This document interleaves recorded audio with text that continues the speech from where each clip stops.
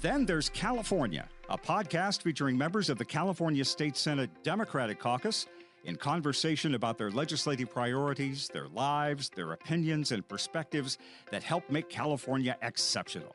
From the state capitol in Sacramento, I'm Brian Green. Casey Kasem was a radio disc jockey, a popular voice actor and radio presenter who created and hosted several radio countdown programs, notably American Top 40 for decades. Casey Kasem died in 2014 at the age of 82. Mickey Rooney was an extraordinary actor. In a career spanning nearly 90 years, he appeared in more than 300 films and was among the last surviving stars of the silent film era. Mickey Rooney died in 2014 at the age of 93. Nichelle Nichols was an actress, singer, and dancer whose portrayal of Lieutenant Uhura in the 60s television series Star Trek and its film sequels was groundbreaking for African-American actresses on American television. Nichelle Nichols died in 2022 at the age of 89. One element of their later lives that they sadly share in common is the respective circumstances of what was essentially elder abuse, neglect, and isolation away from members of their family or other loved ones that each one experienced at or near the end of their lives when they were no longer celebrity superstars, but three vulnerable older human beings being controlled by someone near them who restricted their access to others who loved them, and then forcing devoted family members or close friends or allies into costly and emotionally difficult conservator fights and legal actions, creating heartbreak and pain for those loved ones when they should have been able to have the time and agency to spend precious hours saying goodbye and begin a grieving process. There have been many high-profile and yet personal stories about conservatorship abuse here in California in recent years, as well as renewed legislative attention to conservatorship reforms over the past few years. And it's been necessary for those efforts to continue. And on this episode of Then There's California, we'll talk to two of the surviving children and a close, just-like family connection to Casey Kasem, Mickey Rooney, and Nichelle Nichols about their current advocacy on behalf of a Senate bill that will help reduce the alarming rate of elder abuse in conservatorships. And, of course, we're joined by the tenacious and dedicated Senate author of this important legislation. Susan Rubio is the California State Senator representing the 22nd Senate District of California, including parts of northeastern Los Angeles County and San Bernardino County. For years, Senator Rubio was a public school teacher in Southern California, and before being elected to the Senate in 2018, Senator Rubio was a local government leader in the city of Baldwin Park. Senator Rubio is herself a survivor of domestic violence and has been a longtime champion of domestic violence policies and is a nationally and internationally recognized advocate for victims. Senator Rubio last joined us on this podcast back in 2022, talking about her legislation called Peaky's Law that addressed the often traumatic and devastating experiences that survivors have in family court. So it's been a while, but we are glad to have her join us again to talk about another priority policy issue that affects so many lives. Senator Rubio, welcome back. Thank you, Brian, for having me here today. It's always good to come and join you. I think it's extremely important that we put our legislation on display, and particularly this piece of legislation is so important because I want to make sure that we refocus our energy and our sights on the elderly population, which is growing at record numbers. In fact, lovingly and respectfully, we say there's a silver tsunami coming. Right. Those over 50 are growing so fast in terms of numbers, but those that are 85 and older are outpacing those over 50. So we're going to have a very serious issue on our hands. So I've been focusing on seniors lately. I've done a lot of community events on senior scam stoppers. This is a population that's been sort of taken advantage of, and we want to make sure that we put policies in place that are going to protect them. And indeed, this particular issue, it's ultimately a very personal issue with family. Absolutely. And the focus of today, if I can share freely, I wanted people to understand that there's always people behind these vulnerable seniors. You know, we see them all the time. I go to the senior centers in my own communities and I see what happens. They share that either their spouse passed away or their loved ones have moved away, their children, and they're by themselves. And so we need to make sure that we're looking out for this population. In this case, I have three incredible leaders who've been advocating for senior policies around our country. And I was just fortunate enough to come across them, and my policy of protecting children, women, victims, and now seniors really coincided with their efforts. So I'm so happy that we're working on something together. Absolutely. You have three extraordinary guests here with you to talk about this piece of legislation, and we'll get into the details of the legislation here in a moment. But I'll pass it to you to introduce these three guests. Sure, thank you. And I want to reiterate the bill we're working on is SB 1106. It's about conservatorships. And I have with me Carrie Kasem, as you already mentioned, a daughter of the iconic radio personality with a voice that is incredibly recognized by millions. I grew up listening to him myself. We also have Nichelle Nichols, who's also multi-talented. Nichelle Nichols, who the bill's named after, was a singer, a dancer, an actress, and she also had someone that loved her very much, that advocated for her. And so we want to make sure that we give her a voice to talk about who she was and what it meant to her. And with us today is Angelique Fawcett, who is a close friend of Nichelle Nichols. And of course, we have Kelly Rooney, the daughter of the legendary Mickey Rooney, who, again, I'm not that elderly, but I grew up with his movies. And I was just sharing with Kelly last time I saw her that I have a few collectible items, and that includes original 1949 pictures of her father from the studios that I keep and I value. So these three incredible women are here with me. So I want to make sure that people hear their stories, understand how personal this issue is. And I wanted to humanize it because I want people to understand that behind every senior that's struggling, there's a loved one that's also hurting alongside them. So let's listen to them share their story. Well, Carrie, welcome. Thank you, Brian. Yes, and Senator, thank you so much for being a champion of this bill and really understanding what is going on. This type of elder abuse it's an epidemic. And, I've been fighting this and working on this with my Case and Cares team, which of course includes Kelly Rooney and Angelique Fawcett. And for years, we go state to state trying to get legislation that will stop this kind of abuse. And I really can't understand why this is not a no-brainer, except for the fact that if you follow the money trail, these conservators and guardians, and not all, there are some really wonderful guardians and conservators, but the predatory guardian and the predatory conservator it becomes, and the only word I can use is an epidemic. And people are being blocked from seeing their moms and dads in their last months or years of life. And that's what happened to me and my father, Casey Kasem. And I mean, as much as we suffered, he suffered the most. It was terrible. So we did, with Assemblyman Mike Gatto many years ago, got in a bill that helped some people see their mom and dad, but it was not strong enough. And Senator Rubio, when we first met, said, I want to help you with this bill. And she made good on her word. And she has really, really worked, her and her staff, hard on coming up with a stronger bill that will curb a lot of this type of elder abuse, which is isolation. And we have a saying in the elderly community, it's isolate, over-medicate, steal the estate, quietly cremate. And that's what is going on. Wow. Well, I want to hear more details of the situation with you and your father. A quick hello also to Kelly Rooney. Welcome. Thank you for being part of the conversation with us. Absolutely. Thank you for having us. And I know you and Carrie in particular, this has been a long journey for both of you, at least a decade in dealing with this issue. Is that right, Kelly? That's right. Our fathers passed away about 3 months apart. I watched her on television fighting for her and her family to be able to see her dad. And when I saw that, it really struck a fire under me. And I got in touch with her, and we met up in Sacramento. That was our first meeting, and then started legislating alongside her. And I do know at this time in my life that I was supposed to meet Carrie Kasem, and I was supposed to meet Angelique and Kathleen Braun and some of these people that are legislating and hoping that other people don't fall into what we fell into with our parents, and our parents falling into what they fell into, which is no honor.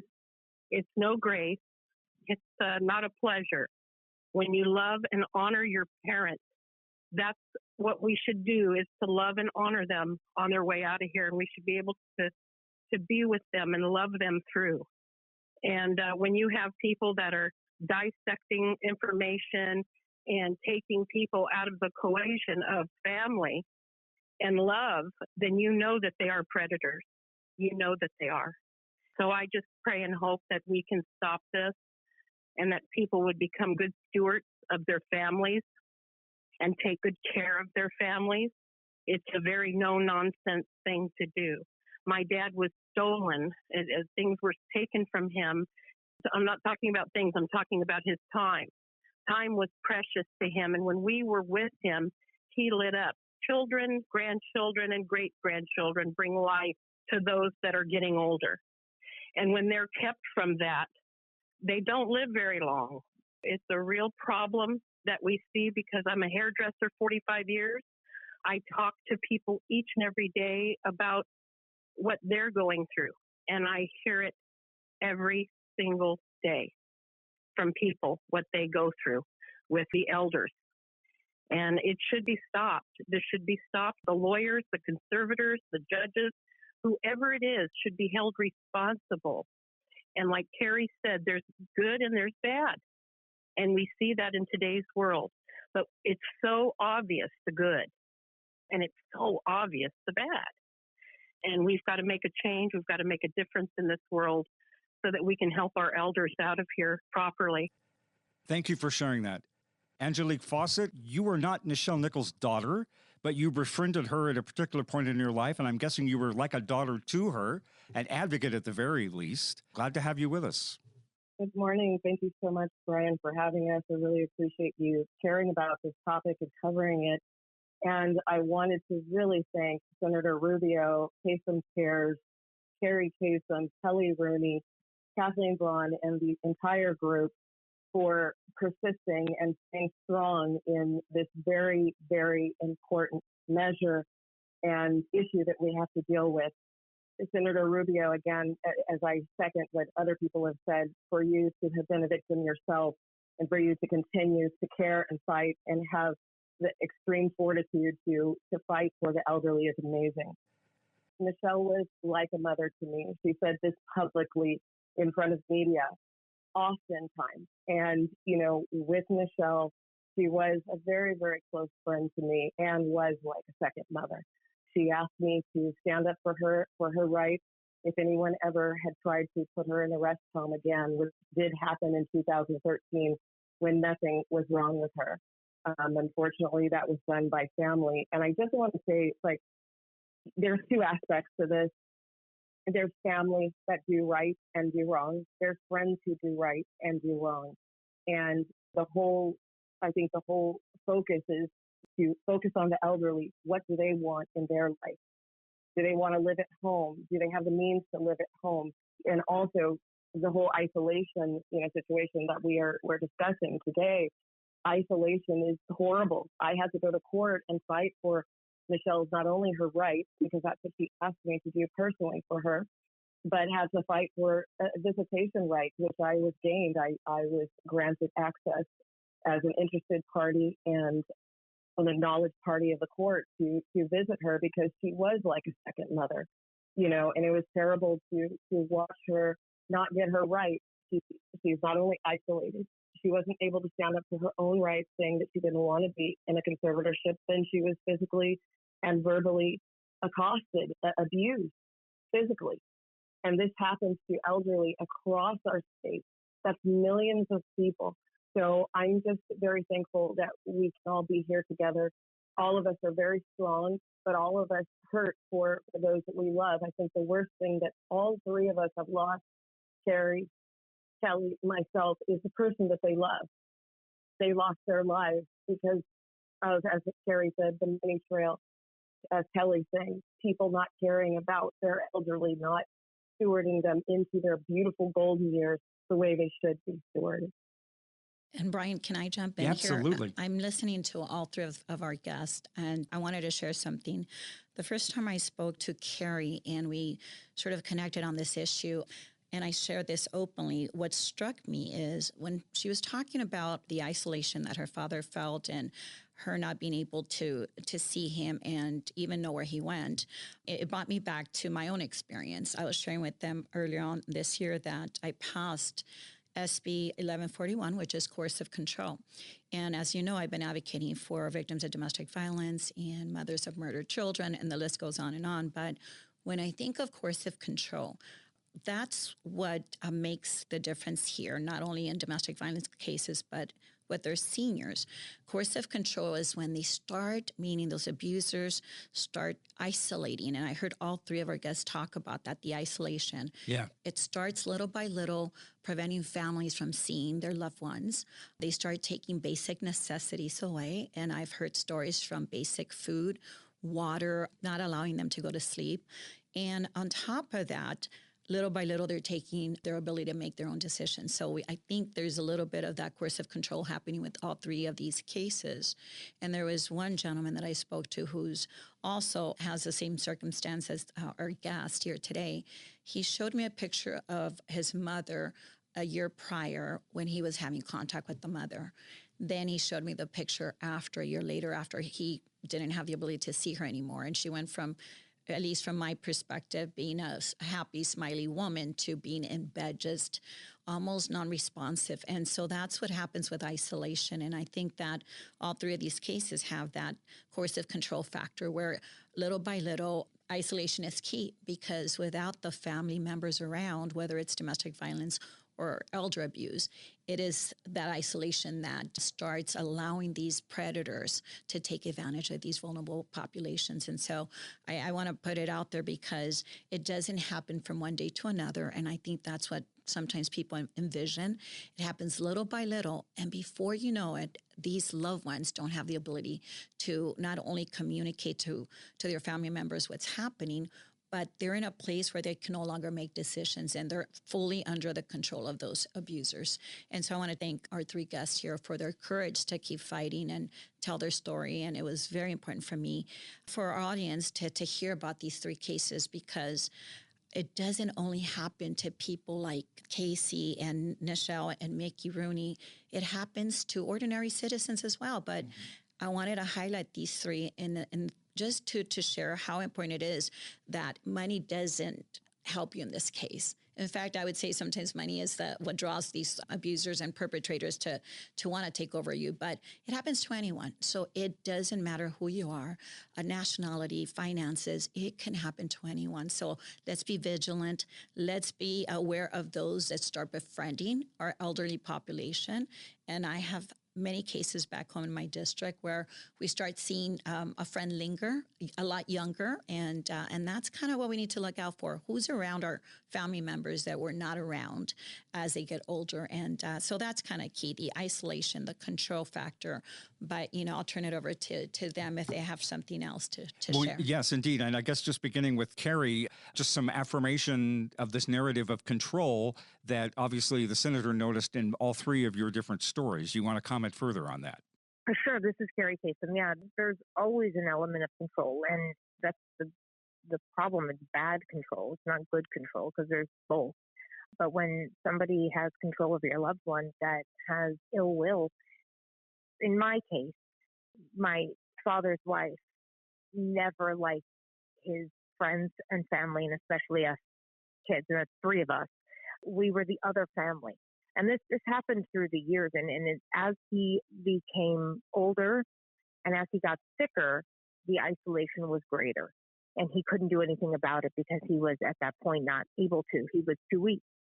And so when you have this type of control and they fire the staff, or they fire people that have been, in my case, my dad for 30 years, and then they take the phone lines out, and that's illegal. That it is, there's already codes in the legal system, especially in California, that do not allow isolation. And the police don't know about it. You get a ticket, you say, oh, I didn't know. Well, it's too bad. Well, something happens to your loved one and you say, well, this is a law, and they don't know. Well, they don't care. And that's what I've noticed. I mean, there's a lot of wonderful policemen, and there was one named Detective Dean Hodges that actually took my case seriously. And some of the other police officers called me names and said horrible things to me. Wow. And now I think, it was awful. I mean, I was called a nuisance. I was told that I was just, because they believed my stepmother that I had been estranged, which was a complete lie. We had pictures up until my dad was taken from us. The kids were just coming in for the money, that we'd been estranged, it was just, some of these people believed her. And instead of listening to both sides and really seeing what was going on, including, it wasn't just, like I said before, not just us kids, it was all of his friends and family members. If somebody is listening, this is a flag you have to have to pay attention to. When you have someone, whether it's a court guardian, a family guardian, a friend who's a guardian, anybody who's a conservator like that same friend, family assigned by the court, and they start to isolate loved ones and family members, not just one kid or friend. Maybe there is a bad kid. Maybe there is a bad seed. You're like, hey, this person is not good for mom or dad. When you isolate all the friends and family members and you vilify the family members and the friends, you're looking at the perpetrator. It's that simple. You are looking at the perpetrator, even if they're assigned by a judge. And that unfortunately happens all the time. And the judge doesn't listen because he assigns them. So we come back in and say, Judge, this person is isolating. This person is over medicating. We can't get in to see mom or dad. And then hearsay is allowable because you hear this perpetrator vilifying and lying about the family. And there's no evidence ever. And I don't get this, but that is one flag. If the caretaker, and I put quotes around that, is isolating, and they're saying mom can't come to the phone, she's too tired, dad can't come, they're too tired. They're not getting things that you're sending them. You're not able to see them. They're vilifying everybody. Please, please, please, that is a major red flag. Yes. This is Senator Susan Rubio. I wanted to ask you on that regard because I know that I hear it a lot with domestic violence victims, and I've heard it from you as well, but I want to make sure that we expand on it. And I always start this conversation by saying, I have respect for the courts, and I don't think that judges set out to make wrong decisions, but, I've been pushing policy to reform courts for a while now because of what I see. Can you share a little bit, because I know that there's some laws already in place, and sometimes the challenge is judges maybe not understanding the law, or perhaps the challenge is making sure that they are aware of the laws that we pass. And tell me a little bit about your challenge in that regard, because I know that that's an overwhelming sort of arching theme when I talk to victims of domestic violence, child abuse, and I think I've heard you talk about that, but I know that judges are concerned for all three of you. Can you expand on that? I have to say that in my case, the judge did listen, not in the beginning, not in the first few months, but as I came with more evidence of elder abuse. And in my case, the court-appointed attorney actually told the judge, Casey Kasem wants to see his kids. Casey Kasem wants not only to see his kids, but he wants their help with overseeing his medical. So we had a lot of people on our side. It took a long time to get there and a lot of money. If you don't have that, you're in trouble. But Angelique Fawcett, I'm going to just let her tell you what happened with her case and the judge in her case, because this is a prime example. Angelique, go ahead. Thank you so much, Carrie and Brian and Senator. In my case, at the beginning, it was terribly hard to find an attorney. I must have gone through 30 attorneys trying to find one. No one wanted to believe me. No one cared about Michelle's rights. And by the time I got to court, at the beginning, I was very fortunate because Carrie Kasem and her whole Case and Cares crew came and supported me. Carrie sat in court with me. My first judge actually granted me as an interested party in the case, and she listened to me. I do believe that's because I had support there. But when it came down to it, that judge retired, and there was a new judge. There were situations, deals made where I was able to visit Michelle. I was background checked and everything came out clear, and Michelle was very happy to see me. She would brighten up. That's what was stated in deposition. And then a abuse tape came out, unfortunately, with Michelle's son abusing her. I'm speaking facts, things that are out in public, abusing her physically and verbally. And when I tried to take that to the judge denied it. She wouldn't even look at the evidence. So here's Michelle. She's making a choice of keeping Michelle in her estate where she wanted to stay till her death in California, or to go to New Mexico with her son. The judge absolutely ignored, denied all of the evidence from the physical abuse, the verbal abuse. Michelle stating, I do not want to be in a conservatorship. No one gave me the opportunity to go to court. No one's allowing me to do anything. This is my life. This is all on tape. The judge would not listen to it, and she sent Michelle Nichols to the state of New Mexico with someone who abused her physically and verbally on tape. That's my disclosure for that. And what I want to say too, what you both, everyone was talking about, Carrie, I forgot what word you used, but retaliation. They will retaliate against the actual person who's standing up for the elderly. It could be the son, the daughter, whomever, like a daughter like myself. They will retaliate against us so that we look like we're the bad person, that we don't love them, that we're taking from them. Unfortunately, in Michelle's case, because she was being isolated, I say sometimes before and after, she had plenty of people, in my opinion, which I own, actually taking from her. And it was wrong. It was horrible to watch.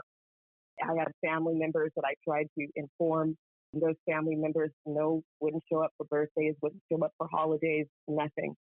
And here I am fighting extremely hard for her rights, and she's not getting them. The judge, I'd say, to finalize what your question is, he denied Michelle Nichols of her human rights, her civil rights, her constitutional rights, and her ADA rights, all in one decision Zoom call in 2020.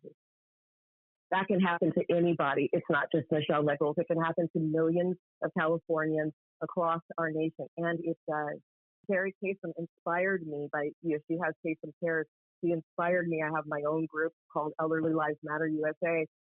It's nothing as powerful as Kasem Cares is, but we all inspire each other to help each other. We all talk to hundreds of victims constantly, every month, of people who are going through this. So I might say anyone who's listening out there, we're all out here fighting, and find us, find Kasem Cares, find the groups that can stand up for you. Senator Rubio is amazing in this. So thank you so much. In my finalization of what I was saying. Thank you. And I also just wanted to add, and just to add clarity. So I know that all three of you have been fighting diligently for years, especially as already mentioned by Carrie. She started in 2015 with then Assembly Member Mike Gatto, and the issue continues.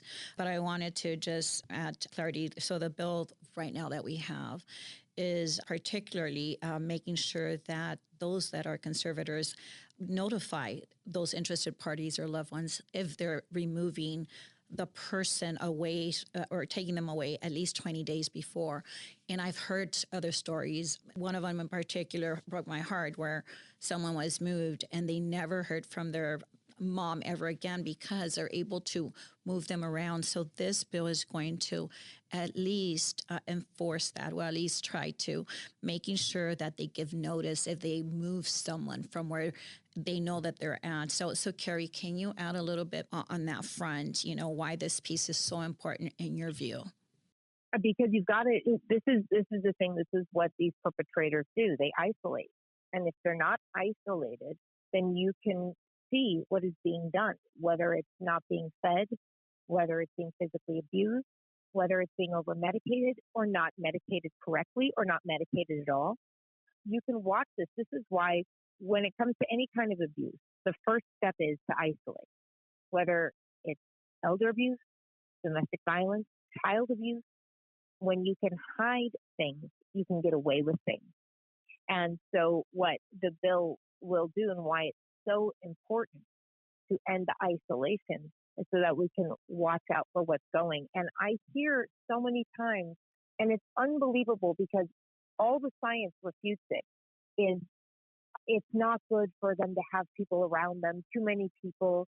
It's not good for them to be in their own home. They could be dangerous to themselves. The worst possible thing you could do to somebody, especially when they have dementia, is move them out of their home and isolate them. They will die 50% faster. That's statistics. Yet you have perpetrators, caretakers, that will come in front of a judge and say, these people are harmful. We needed them to be in a safe place so they can be watched, and ignoring all the statistics, ignoring what doctors say, ignoring what the experts say. And how is that possible? How is this allowed when you have worked your entire life to have money, to give it to your children, to give it to your alma mater, to give it to your pets if you want to, wherever you want to put it, and to be in your home, to die in your home? You're taken out of your home, your money and your rights, your human rights, your civil rights are stripped from you. You're stuck in a subpar facility and isolated, and the money goes to people you've never met before. I'm sorry to interject on that because I know this is very important to you. And I know that a piece of the bill in particular states that notice must be provided of details of a funeral, burial, or any memorial arrangements. And I know that you struggled with that. I know that you shared that your dad was buried in another country and that every year you have to go fly to see your father. Can you share that piece of it? Sure. Yes. My father, I was temporary conservator of my father. I won when I proved egregious elder abuse. I had a doctor's note saying what Gene Kasem is doing to my father would eventually kill him. That was actually in a doctor's note, that he was afraid, Dr. Leitner was afraid, if he was in Gene's hands, Gene Kasem, that he would die. And he wrote the whole letter. I brought it to court. I won conservatorship over my father, but she then hid him in 3 different states. And when I found him, he was in very bad shape. He had infection everywhere, bed sores. It was absolutely horrible. And he died on World Elder Abuse Awareness Day, which is June 15th, and Father's Day of that year. And that was, to me, just a huge, huge sign to keep going. And 2 days later, I would have had a permanent conservatorship, but I didn't. So his wife falsified his death certificate and wrote that they had been living in Israel for 18 years. My father had never been to Israel. His family's from Lebanon. And they denied it. She tried to bury him in France. They denied her there. She tried to bury him in Canada, about 5 miles away from her boyfriend. And yes, boyfriend. She had had a boyfriend for years. I stopped that. So then she wrote a letter to Norway stating she was Norwegian and her grandmother was from Norway, which none of it was true. Her family, the Thompson family, wrote a letter denying that and saying this is not true. We did everything we could. We wrote letters. We called as many people as we could, but the country of Norway decided to believe her. And they buried my father in Norway. And it's been 10 years. She said she was going to move there and tend to his grave until her dying day. She has never tended to the grave. She has never moved there. There is no headstone. And I have a friend named Anki Engen who every month goes and tends to his grave. And then there's a woman in Norway who got a little plaque and put it on his grave. So I'm going to go back actually for the first time and see this. And I've talked to many lawyers there to try and get him out of that country. But because Gene has the rights to his body, we can't until she passes. So when that happens, I will remove my father from Norway and put him where he wanted to be buried in Forest Lawn, California. So that is what happens. I actually go over it in a podcast. It took me a year to make for Audible. It's called Bitter Blood, Kasem versus Kasem. And it literally is all the depositions of all the caretakers, the doctors, everybody. It's not just coming from me anymore. You can hear how crazy this story is. Yeah, and this is why I fight so hard, because this is what can happen to families. They are torn apart, not only in life, but in death. Thank you for sharing this, Kelly Rooney. What's your perspective on this, and particularly on the bill? Well, I'm so grateful for the bill and Senator Rubio, and for you too, Brian, putting us on today. Of course. And to hear Terry and Angelique. It's all inspiring, and I hope it is to the audience. You know, we're calling from California, and I was raised in California. And you've got a lot of secondary family members in California. You know, you've got divorces and this and that and other kids and this and that. And that's the way it was in our family. I mean, my dad, he was married 8 times, and he had 8 children, 4 being the biggest crew from my mom, which was his 5th marriage. Her name was Barbara Thomason. Every single one of us through my dad's last marriage were isolated. It's a very similar story to Carrie's. little by little, isolation, hard to get in touch. I always wrote my dad letters wherever he traveled when I was young. And I noticed as I started to get older that things were starting to change, as they do. And I isolated him at a Christmas thing and said, are you doing okay, Daddy? He says, what do you mean? Am I happy? And I said, yeah, are you happy? I said, you need to be happy right now. You're getting towards the end of your life. And, I just want you to pick and choose what it is you want to do as far as work. You shouldn't be forced to work. And he says, oh, I'm fine, honey. I'm fine. Well, he did want to keep us from a lot of it, but it got to be pretty bad.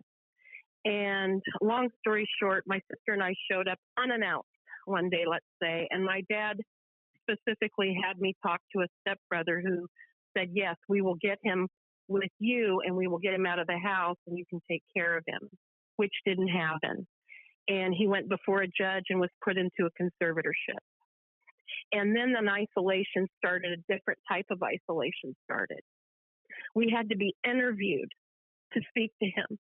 We had to be interviewed if we wanted to have anything to do with him from a lawyer. And it was really, really painful. Is there anything we could do for Dad? Is there anything we could do? No, he's fine. No, he's fine.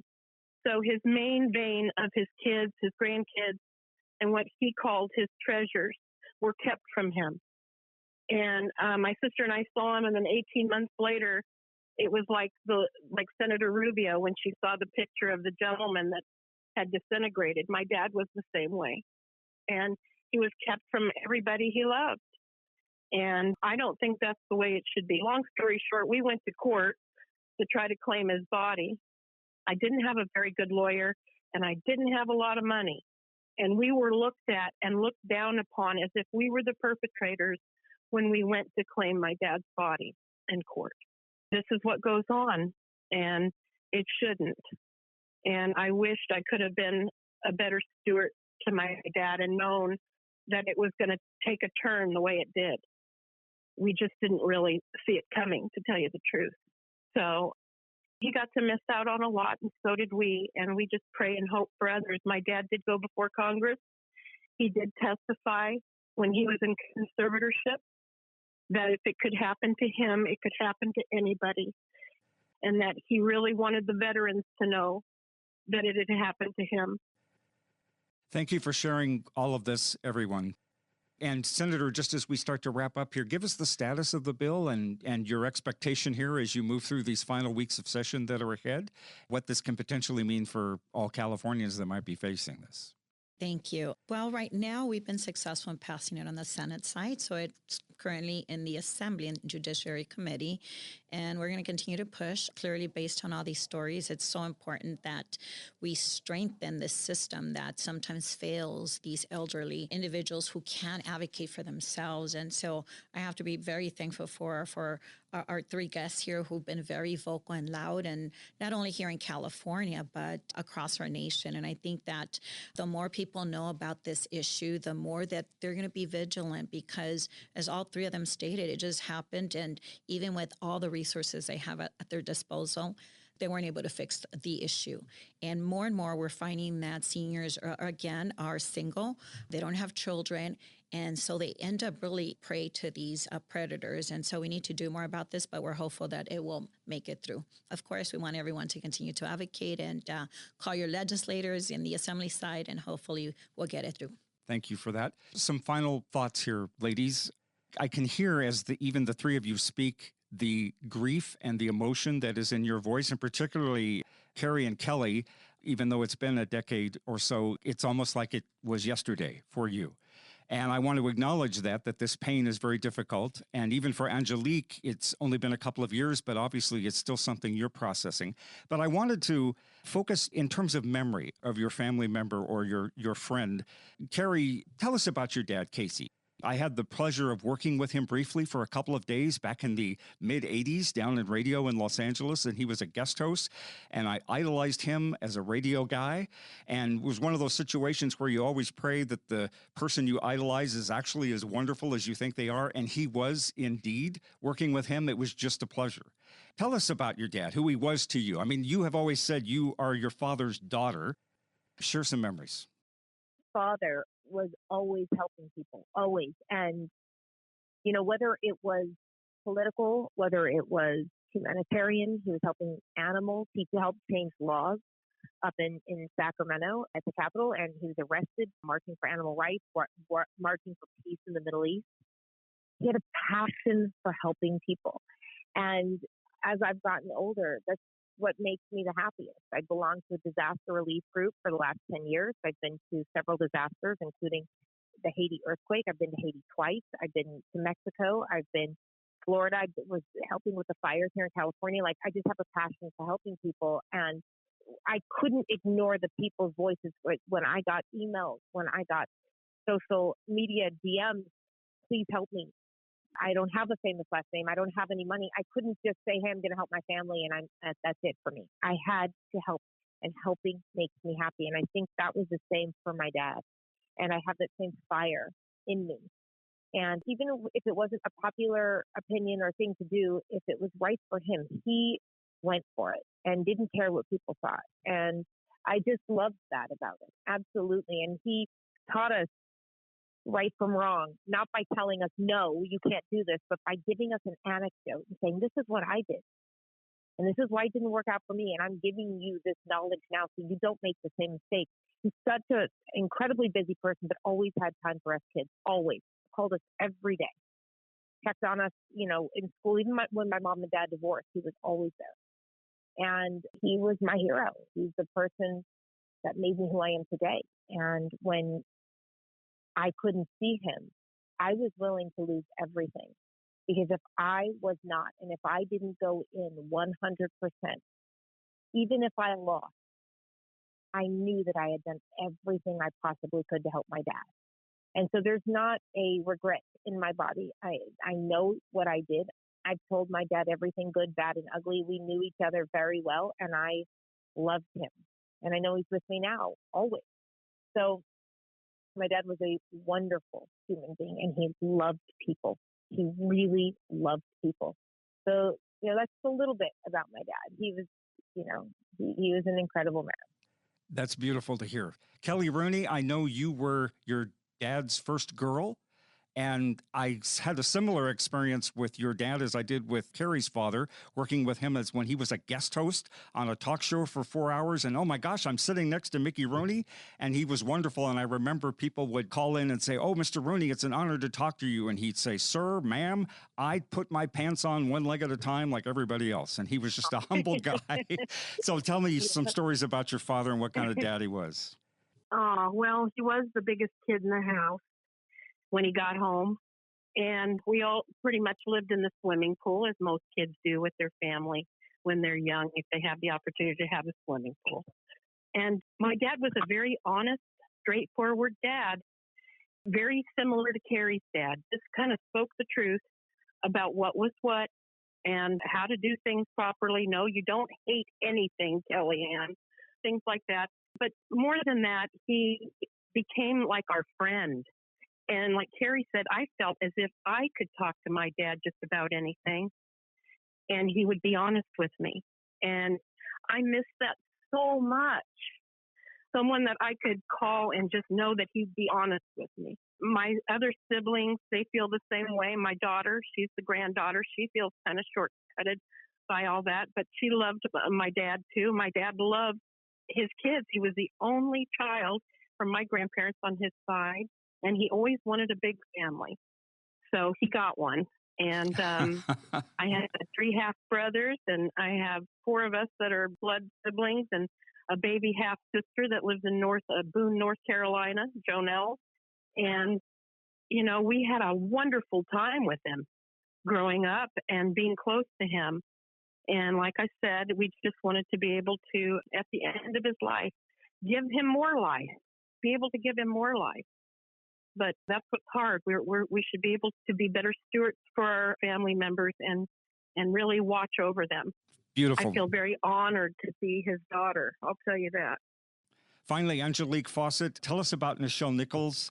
She wore her Star Trek moniker proudly, and I know she was aware of the impact that she had on the social culture of this country from the beginning of her career, but you got to know her as a human being as well. Give us some sweet thoughts about Nichelle Nichols. Thank you. Nichelle Nichols was my second mom. I called her Mama Nichelle for a reason. I'm in my 50s, and when I didn't need another mother or father. Both of my parents had passed away. But Michelle and I, when we first met, we had everything strangely in common to be so many decades apart. And she, out of all of the people I've ever known in my life, she has loved me more than any of them. And whenever I was doing anything, she was there to support me. I'm a filmmaker. I've worked with Snoop Dogg, 42 Star Trek stars, Gilbert Gottfried, Michael Madsen. She supported me every single decision that I made. She stood by me every single bit of the way and said, you can do it. And she would always say, I know it sounds like, very sci-fi, but, Star Wars, Star Trek. She'd say, do not try. She was very serious about that. She's like, don't ever even use the word. You just do it. She didn't live very far from me. When she lived in California, she was about 20 minutes away, and I go and spend the night, and we'd fall asleep in the chairs talking, and we'd wake up, and the TV's on, and we'd make a comment, fall back asleep. But she gave me something that I didn't know that I was missing. You lose your parents early, and then someone comes in your life, and she just stole my heart. And it's just like what Carrie said. I was willing to give up anything to make sure she was safe, protected, and okay. I could lose everything and lost a lot, but I would do it again just to make sure that she was okay.